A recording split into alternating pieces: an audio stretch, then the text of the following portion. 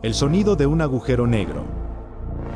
La NASA publicó el sonido de un agujero negro en 2022. Se trata de una traducción de los datos astronómicos en sonido. Los científicos de la NASA utilizaron las ondas sonoras registradas por el Observatorio de Rayos Décima Chandra CXC, y para que los humanos pudieran escuchar el sonido, los científicos aumentaron su frecuencia cientos de millones de veces. Sin más, te dejo el audio que la NASA publicó.